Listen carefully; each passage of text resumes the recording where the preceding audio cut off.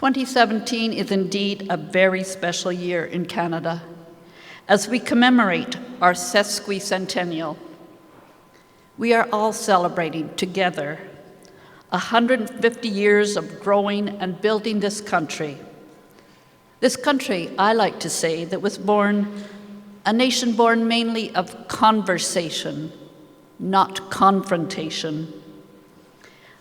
Although we have had very little armed conflict take place on our soils, many from all across this nation took part in past wars. This sesquicentennial offers an opportunity to celebrate our history and to learn and to teach the next generation of our joint history, our shared journey when we fought together as brothers in arms under one crown. As the representative of Her Majesty Queen Elizabeth II, Queen of Canada, thank you to all our distinguished veterans and to your families for their service to us all. Thank you for bringing us all together for this wonderful day of recognition. Thank you.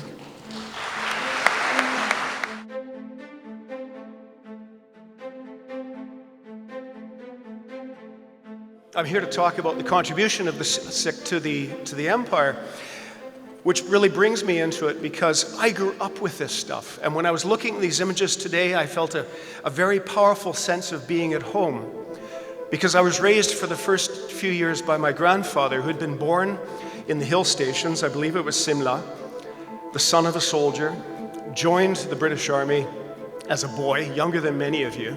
The youngest a boy could join as a boy soldier was 12. I believe he was 9. You carried ammunition, you learned to play a bugle, drum, that kind of thing. But listening to his stories, because he was an awesome storyteller, he brought it alive. And this was like Aladdin's storybook. As he talked to me about the 1870s in northern India, I can almost smell the dust as he told the stories. And then as he joined the army and he fought on the northwest frontier, and the people he kept coming back to, he would talk about the Pathan and the Ghilzai, his enemies, but he would also talk about his allies. And the people he had the most time for were the Sikhs. And he said, when you looked to your right and you saw a Sikh regiment, you knew no problems that side. They had your flank. And he would keep coming back and talking about that, not only on the northwest frontier, but also in France. And he would say to me, after all of these stories, he said, why do you think they did that? At least on the northwest frontier, they were defending the Punjab against invasion, but when they came across the water to fight in France, why do you think they did that? It's not because they loved us. It's not because they wanted to keep the British in empire. Why do you think they did that? And as I say that, I realize that he's been dead for over 50 years and he still kind of scares me. He said, because they gave their word. And that was the first time, the first word I learned in Punjabi was from him. Is it honor?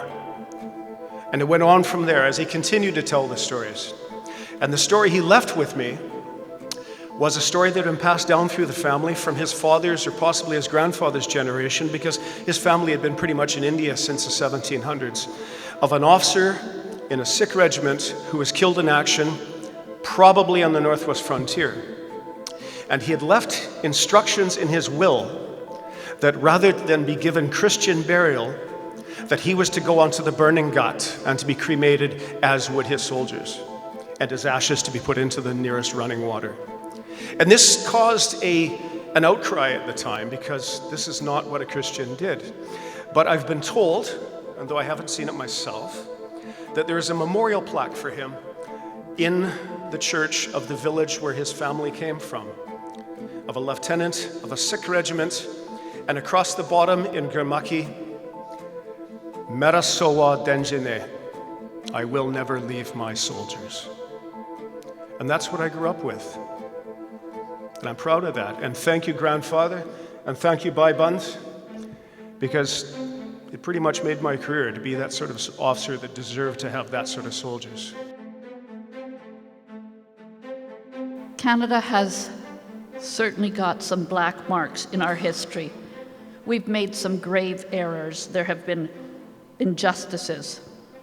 First Nations, Canadian of Japanese descent, Asians, Ukrainians, the Komagata Maru, women. The list is far too long. But our gradual development allows us to continue to learn, to be forgiven, and to grow not in territory, but in inclusiveness, in understanding, and in spirit. We who inherited this Canada, a peaceful nation where we could raise our families with security, owe so much. We owe so much to the veterans. These men and women, they fought for the principles represented by the Crown, the principles of peace, order, and good governance, where personal rights and dignity are honored, and where all subjects, no matter what race, creed, or sexual orientation, are respected.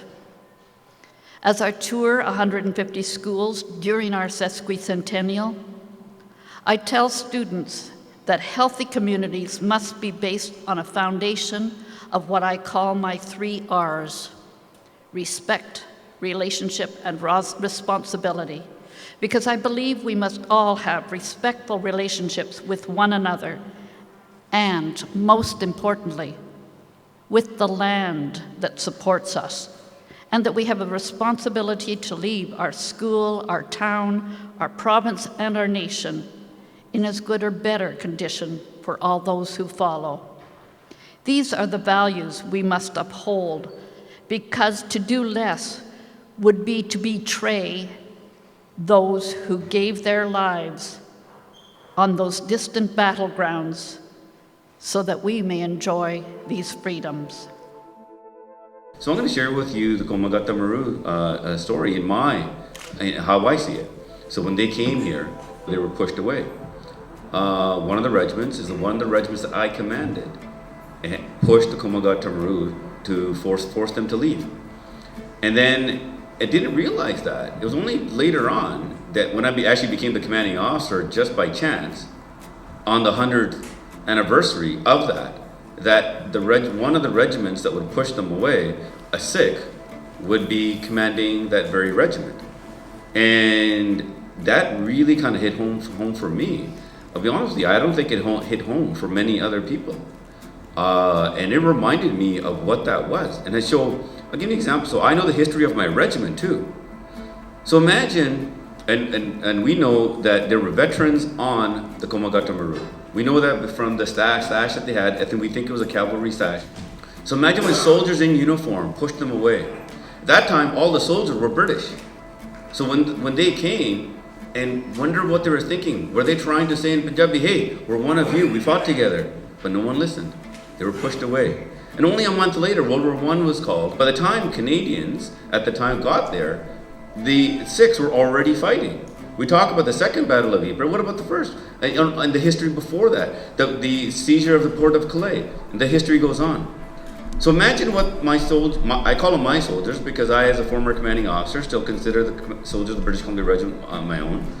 And then, so imagine what they felt. So imagine when the same regiment, are at the Second Battle of Ypres, the Battle of St. Julian, together alongside Sikhs.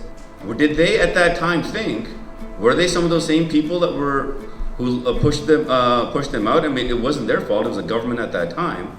Did they feel that, oh, wow, the same people that look like that are now fighting alongside me here? And they had to fight alongside for the life, the gas, the horrors of that battle. And the reason I say this is because there had to be a reason for the evolution of diversity to happen.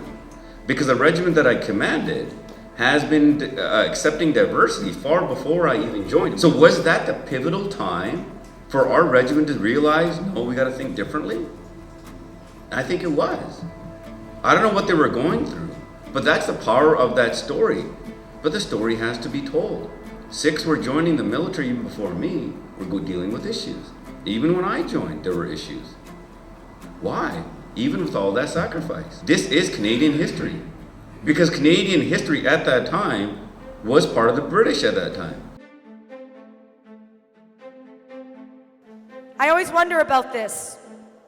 How did so many Canadians who did not fight, how were they able to turn around, to walk through the streets of Canada, seeing turbaned gentlemen and women as well, who served as nurses, things like that?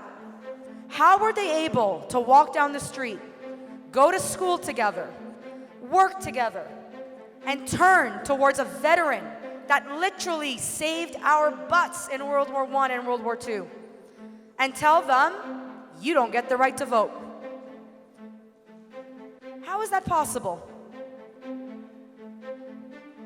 I need to teach about this. To teach about World War I without talking about the Punjabi contribution is not only wrong, it's literally distortion of history to the point of where I'm committing cultural genocide. I'm erasing my own students' past.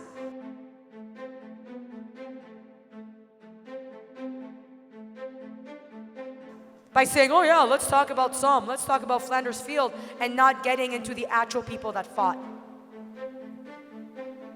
How can we best commemorate and remember? So when you have your Remembrance Day ceremonies, when you go back to your schools, do you include stories from Punjabi veterans? Do you include stories from First Nations? Do you include stories from Japanese veterans? This is not just about a soldier. This is not just about someone that wears a turban. It's about the system. It's about a government. It's about our society, that we turn to different people and we say, you're good enough, you're not good enough. And often it's just based on color. It's based on someone's accent. And I'm not going to give you the answer to whether that's right or wrong, but I need you to think about that. You are of a certain color. You might have an accent. Are you really treated as equal? I hope you are. But you got to think deeper. You got to think about the system behind all of this. And when you pick up a textbook and you don't see enough of yourself, don't just get angry at the teacher. Get angry at the school system. Get angry at the government. Get angry at centuries of people that have decided only one story matters. The devil's advocate side of it is, oh, why must we hear this story? Where's your exhibit on Irish Canadians or German Canadians? And we've had those stories. Most of the permanent history galleries in Canada have been devoted to more European immigration and the history of European immigration. And so it's really more just trying to level the playing field and say, look, there's a lot of stories that you don't even know about other Canadians. I mean, I grew up in the prairies in Alberta, and it wasn't until I came to Lower Mainland in Metro Vancouver that I learned that Punjabi farmers are some of the best farmers in the entire world, and they have every right to have as much land as they do in this area. The Homesteading Act that granted 160 free acres to any new immigrant that wanted to come to Canada didn't apply to South Asians. If we don't think it's fair that we revisit history, we have to think about things like that to say, well, do you think that's fair?